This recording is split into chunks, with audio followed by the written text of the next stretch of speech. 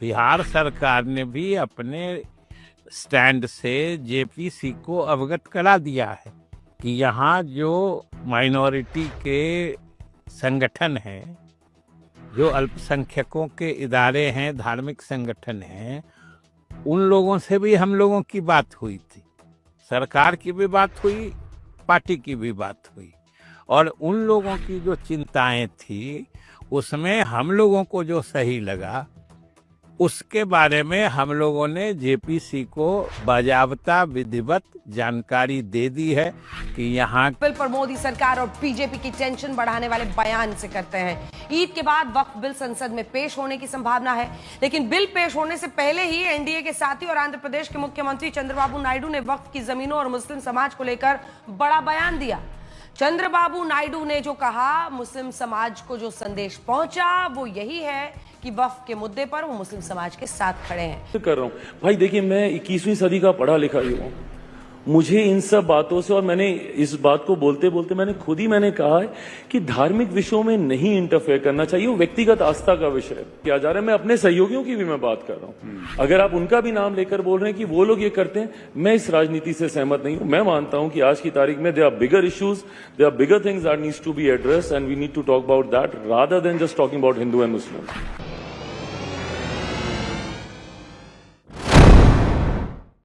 आदाब, मैं हूं मुमताज आलम रिजवी और मैं बात करूंगा इस वक्त पूरे मुल्क की जो सियासत है और खास तौर से बिहार से जो सियासी मंजरनामा सामने आ रहा है वो काबिले जिक्र है। इस वक्त आपको पता है कि वक्फ अमेंडमेंट बिल 2024 को लेकर के बड़ा हंगामा मचा हुआ है।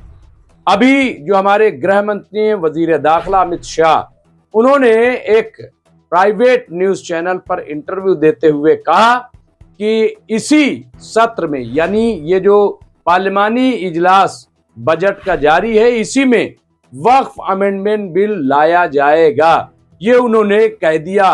और उसको ये कह के चलाया जा रहा है कि वक्फ का दौर खत्म हुआ, यानी वक्फ खत्म कर दिया जाएगा। ऐसा हम नहीं कह रहे, ऐसा सरकार भी नहीं कह रही, लेकिन ऐसा कुछ टीवी वाले चला रहे हैं, कुछ न्यूज चैनल चला रहे हैं।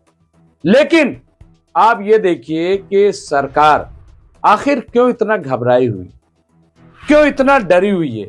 उसकी वजह यह है कि यह सरकार बैसाखी पर है। और मैं मुबारकबाद दूंगा देश के तमाम वोटरों को कि जिन्होंने तानाशाह सरकार नहीं चुनी, बल्कि डेमोक्रेटिक सरकार को चुना है। और यह सरकार इस वक्त नीतीश कुमार जो बिहार के मुख्यमंत्री हैं, जो चिराग पासवान हैं, बिहार की सियासत करते हैं, और चंद्रबाबू नायडू जो आंध्र प्रदेश के मुख्यमंत्री हैं, जिन्होंने पिछले दिनों आपने देखा होगा कि वो बाकायदा नमाज तक चंद्रबाबू नायडू ने अदा की। हालांकि मैं इससे इत्तेफाक नहीं करता कि कोई टोपी लगा ले तभी हम समझें, कोई आपकी जमात में आगे खड़ा हो जाए और नमाज पढ़ने लगे तभी हम माने, ऐसा ये कोई जरूरी नहीं है। और जो लोग खुश हो रहे हैं, फिर तो उन्हें इस बात पर भी खुश होना चाहिए कि जो आरिफ मोहम्मद खान साहब करते हैं फिर बुरा क्यों लगता है। तो इसलिए मैं उस पर नहीं जा रहा हूं। मैं तो सिर्फ ये कह रहा हूं कि ये लोग वाकई सेकुलर जहन रखते हैं और ये लोग नहीं चाहते कि मुल्क के मुसलमानों का किसी तरह से हक मारा जाए।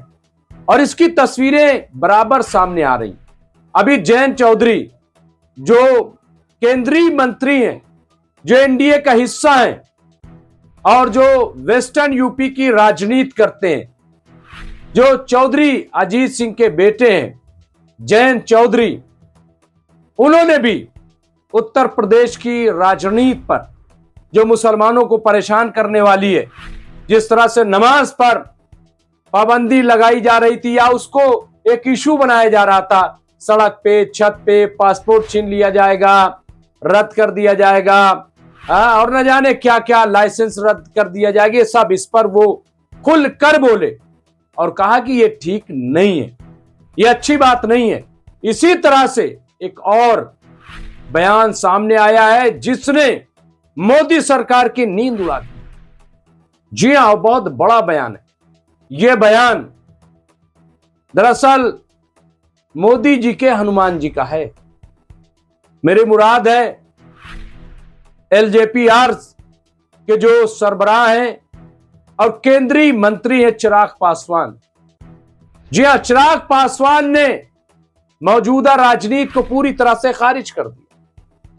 कहा कि ये क्या बातें कर रहे हो, जहां जैसे परंपरागत तरीके से लोग नमाज पढ़ते आए हैं, त्योहारों को मनाते आए हैं, वैसे मनाते रहेंगे, इसमें उलझाइए नहीं, बल्कि आज के जो मौजूदा ज्वलंत सवाल है उस पर बात कीजिए।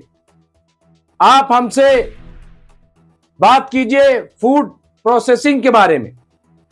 मैं उसका मंत्री हूं और मैं बताऊं कि मैंने काम क्या किया। लेकिन ये लोग जो उलझा रहे थे, इस पे सवाल किया गया कि आप ये बात कर रहे हैं, लेकिन आपके लोग, तो उन्होंने कहा कि मैं अपने साथियों की बातों से भी सहमत नहीं हूं, मैं इत्तेफाक नहीं करता। मैं तो कह रहा हूं कि ये सब गलत बहस की जा रही है, गलत बातें की जा रही हैं, इसकी जरूरत नहीं है। जरूरत इस बात की है कि कैसे देश का विकास हो, जरूरत इस बात की है कि कैसे लोगों को रोजगार मिले। ये चिराग पासवान कह रहे हैं। ये कोई मामूली बयान नहीं है। एक तरफ अमित शाह जी का बयान सुन लीजिए, दूसरी तरफ अभी जो एक इंटरव्यू दिया है योगी आदित्यनाथ ने, पॉडकास्ट किया है, वो सुन लीजिए, और तीसरा बयान चिराग पासवान का सुन लीजिए। ये जब तमाम बयानात को आप सुनेंगे तो आपको अंदाजा होगा कि ऐसा लग रहा है कि कोई बहुत बड़ा बदलाव आने वाला, बहुत बड़ी तब्दीली आने वाली है। और यही मैं बात कर रहा हूं कि अगर मोदी सरकार अपनी जिद पर अड़ी रही और वक्फ अमेंडमेंट बिल जस के तस लाने की उसने कोशिश की और जमीनों को हड़पने की कोशिश की, याद रखिए कि फिर मोदी सरकार को एक बड़ा झटका लग सकता है, बड़ा खतरा लाक हो सकता है। क्योंकि अभी all India Muslim personal law board ने जो ऐलान किया है, आप कुछ भी कह लीजिए, लेकिन यह बात मुल्क के मुसलमानों और मुल्क के सेकुलर लोगों के दिलों और दिमाग में उतर गई है। और इसकी वजह क्या है? क्योंकि इससे पहले किसानों की जमीन छीनने की कोशिश की जा रही थी। जब आंदोलन चला तो सरकार ने 3 कृषि कानून को वापस लिया, और इस तरह के न जाने कितने ऐसे फैसले जिसने नुकसान को बहुत बड़ा मुल्क को बहुत बड़ा नुकसान पहुंचाया।